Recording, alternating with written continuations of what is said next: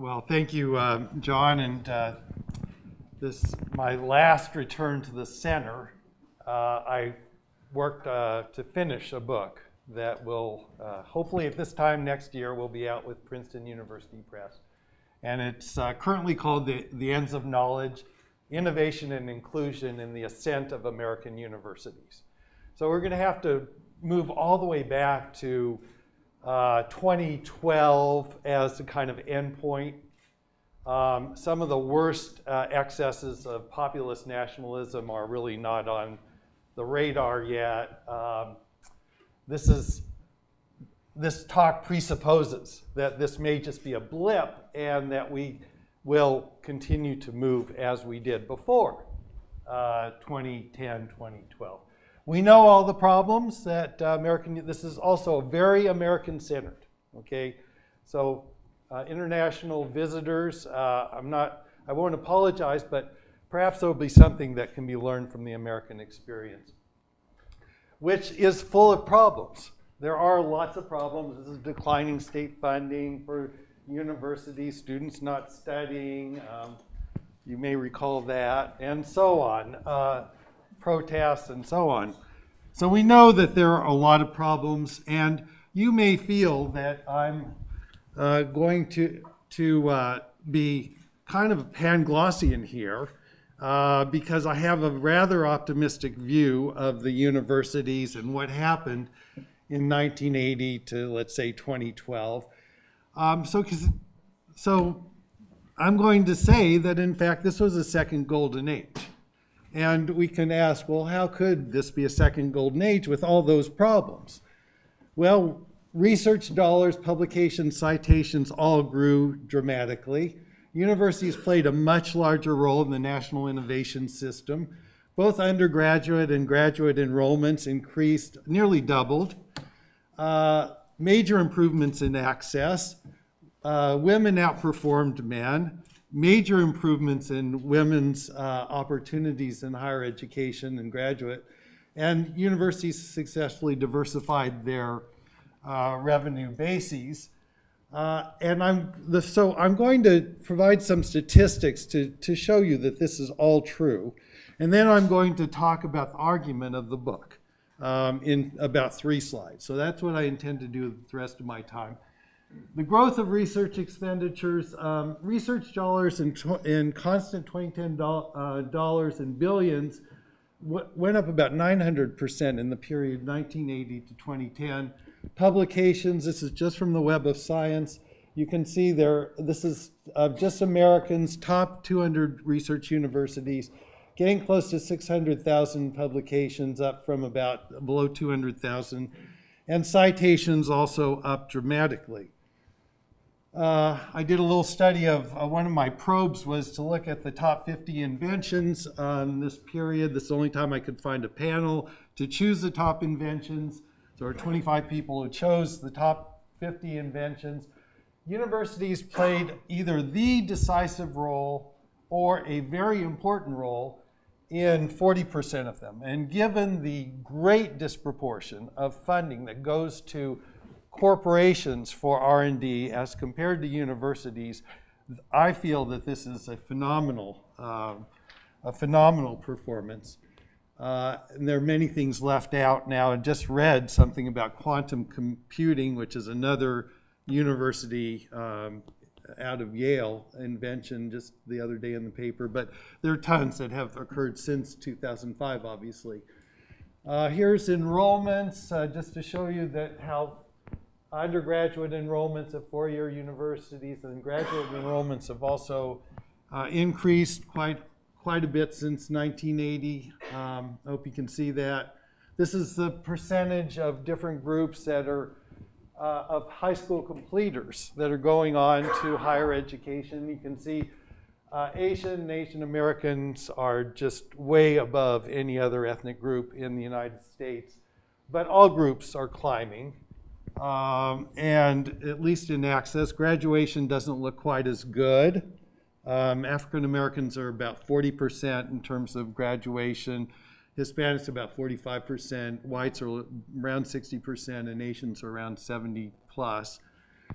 I did another little study just to show you how much has changed with regard to, this is a top quintile of earners in 1980 and 2015.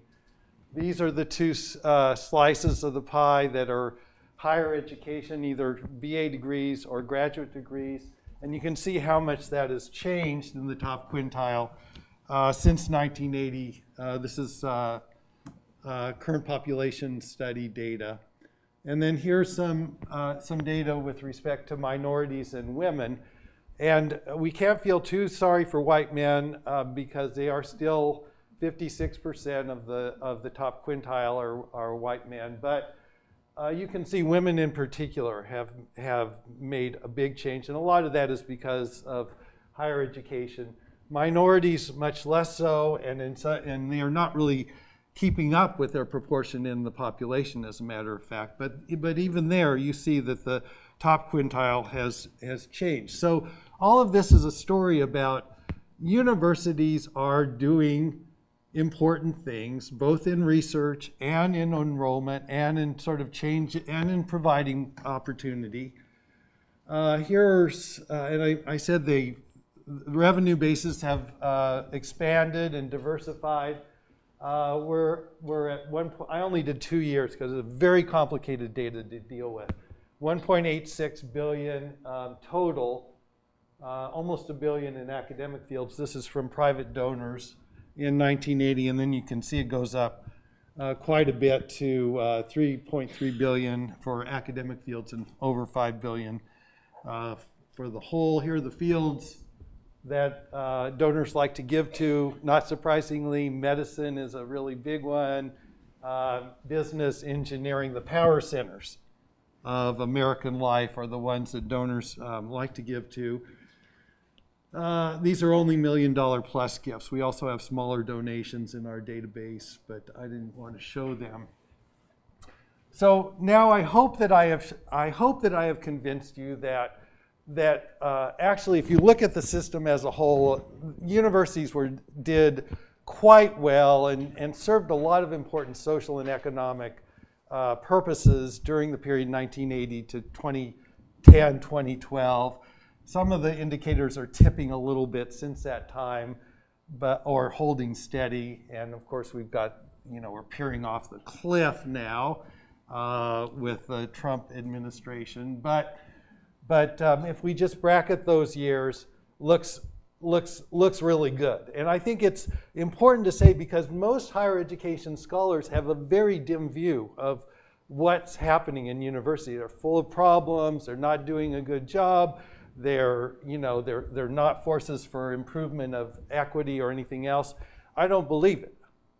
I really don't believe it, at least for the period I'm discussing. So the argument in brief of the book is there are three logics at work in the American university system. One is the logic of academic professionalism, which is the identification and attempts to solve problems in the disciplines. This is the way universities are organized, is through disciplines and through departments.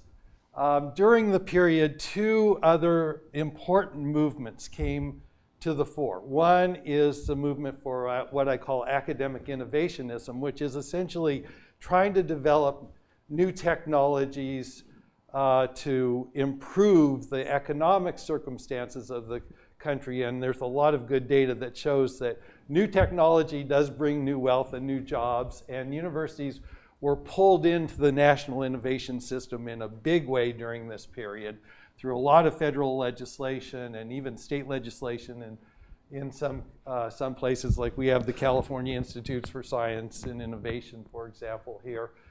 And the other movement was a movement for social inclusion, to broaden who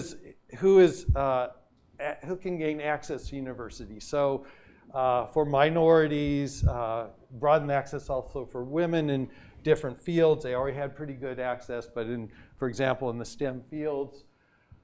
These movements had a sizable impact, I argue, because they had important constituencies, and they mobilized powerful patrons, and they helped to fuel expansion and the growing prominence of universities. I do not think the universities are the axial institutions of American society. Corporations are, but universities became more prominent during this period. Accommodation was the norm. That is to say that the system, the dominant system of academic professionalism, there was an accommodation with these two movements. So you would have the dean of engineering rewarding faculty who were publishing important articles and getting a lot of citations.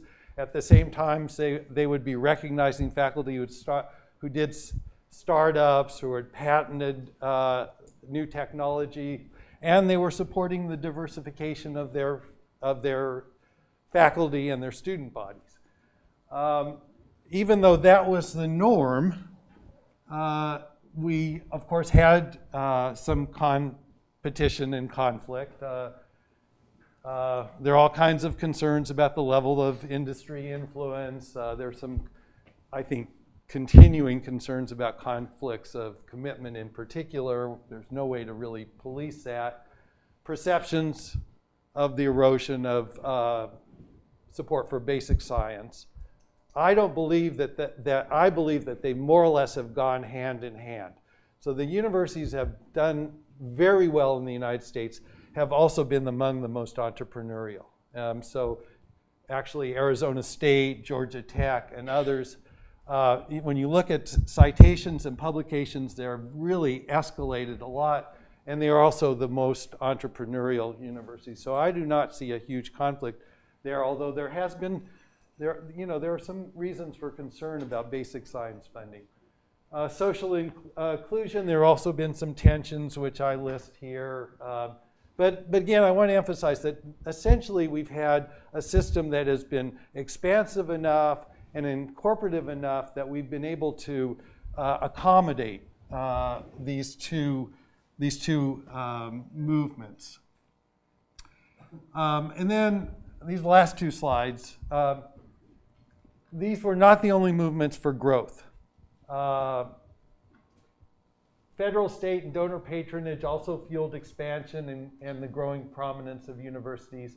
As states disinvested, the federal dollars and donor dollars became particularly important. So we saw large increases in federal financial aid and also research expenditures. And I think this is an interesting point. Professors, very wedded to the system of academic professionalism, also like the idea of social inclusion and have tried to foster that. Donors, on the other hand, have been very much in favor of trying to use universities to solve social problems and develop new technologies and to reward talented students in their donors' areas. So a lot of business people, they give money to business students who are, and so on. So, but I argue that the tensions between professors and patrons have actually, have created a kind of dynamism in the system as a whole, and has not detracted, but rather made it a much more powerful and dynamic than it would otherwise be. And then there are some significant consequences which I draw to expansion itself and growing prominence itself. Of course, we know there has been a decline in the academic ethos, rise of the practical arts, that is to say occupational professional programs, and also basic fields that like environment, media, international relations that are close to the culture of the upper middle class, at least in coastal areas. Big divergence between fields, humanities and STEM, rise of graduate credentials. As more people get the baccalaureate, the graduate credentials become much more important. We see that in all the data about earnings.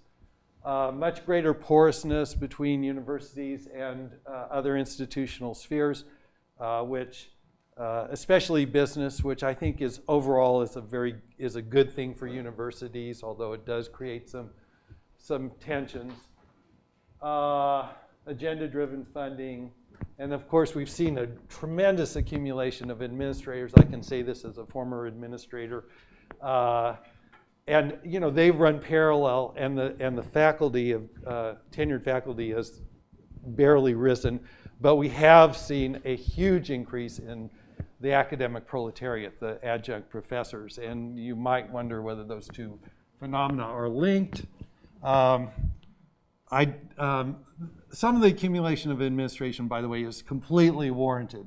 You know, there's a lot more regulation now. There are students are demanding a lot more out of universities. So I'm saying most of it is, you know, absolutely legitimate. There's a little bit of argument about empire building, but these are things that growth is very strongly associated with.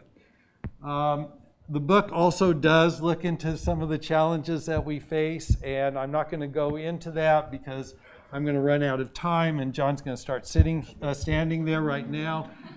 So if you have questions, please address them afterwards, and fiat lux.